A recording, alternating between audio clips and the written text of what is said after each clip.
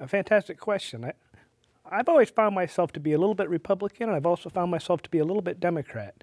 Kind of like that old country song, the Osmond, and so I'm looking forward to actually bring both sides together. Clearly more than half the state are unaffiliated voters, and I'm looking to reach out to both sides of the aisle, but not mostly both sides of the aisle, but clearly half the people I think feel like myself, and we're looking to bridge that gap with the New Moderate Party and myself. We're trying to bring the people together to more of to equilibrium somewhere in the middle. So our state isn't extreme over here or extreme to the right on these issues. I think it's very important that I don't think anybody disagrees that we should have clean water and good education. These aren't political issues. These are actual social and quality of life issues. I hope to make Rhode Island also a destination. One of the things that we want to make is, I call it Destination RI. I think it's very important that we start bringing more people into the state. We can either pay more taxes next year. Everybody agrees taxes are going to go up. We can either pay more taxes or we can bring more people in to pay those taxes. And I think we have some of the most fantastic beaches. We have Newport, Providence. We have world-class entertainment here in Rhode Island, and we need to showcase that. And one of those signature things, I think, are going to be Destination RI.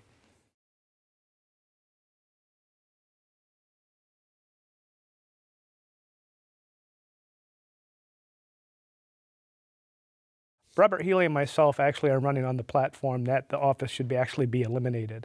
$1 million budget for an office that has, very limited functions is, absurd. There's a lot of better things that money can be used for. How many playgrounds could we build with $1 million? How many structural reforms could we make with that $1 million?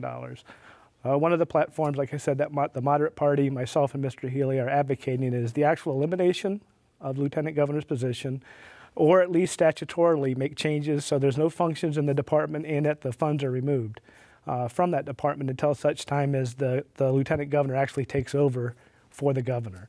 And so, yes, we actually believe that the position should be actually eliminated. And if it's not, it should be authorized to take on other functions of the government so we can relieve pressure somewhere else on the budget.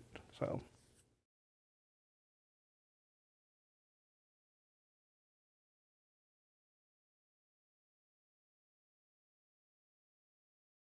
As I said before, we actually advocate that the position be eliminated and that the monies that are actually allocated to the Lieutenant Governor's office be reintroduced into the general fund.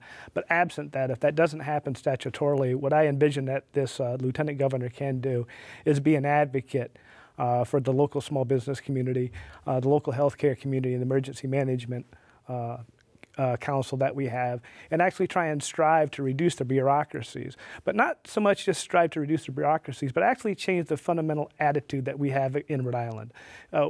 We have an attitude that, it's defeatist. Well, I don't know if people supported Obama or didn't support Obama, but Obama had two phrases that he used to say: hope and change, hope and change. And then the second time around, it was yes, I can, and yes, we can. The problem was that nobody did. Nobody did. What I want to do is I want to start reintroducing programs, and it goes back to my Destination RI. If we can just imagine,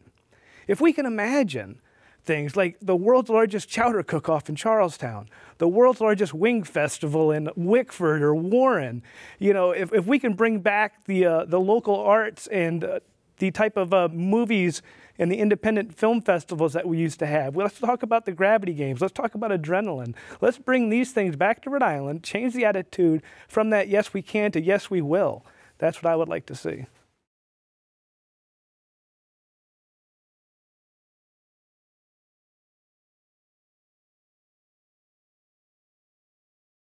I think that as Lieutenant Governor candidate running under the Moderate Party, I'm in the unique position where as I've said before, I'm a little bit Republican and I'm a little bit Democrat.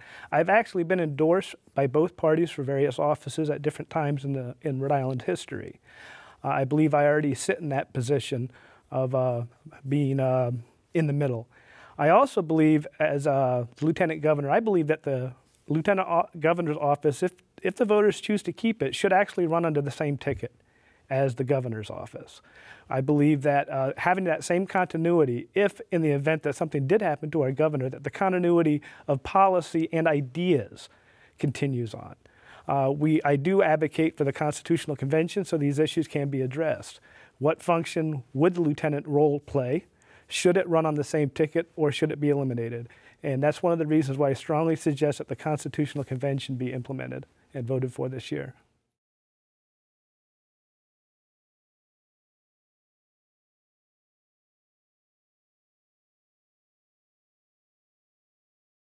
Actually, I think we do a pretty good job with the Emergency Management Council and the functions, but I know the role is always expanding because a lot of people assume it's just natural disasters, but that's not true. We also deal with Homeland Security issues on that council, and we also just deal with general terrorist or non-natural disasters, but we see a lot of times, like we've seen at our elementary schools with some of these horrid shootings and stuff. This Emergency Management Council should be, the go-to agency, I believe, for those types of issues also. But I do think we could do more training at the civilian level. Just simple things like keeping our roads open. If you remember when some of our hurricanes, the trees come down, just training some people and having them know how to properly remove trees from the roadway.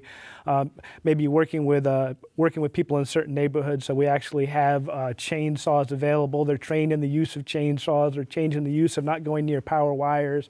The other thing I think that we could do is we need to identify all those people that don't have potable water when their power goes out. It's people in the city of Cranston and Providence don't realize that when they lose their power, they have municipal water. But people in Exeter and various places in other parts of western and southern Rhode Island are on wells. They don't have any potable water. They don't have any drinking water. They don't have any water to bathe. And those are some of the types of issues. If we identified those people when we have extended power outages, that we could try and get water and get to those people, knowing that they may be shut-ins or not. So I think civilian training would be my biggest #1 goal there.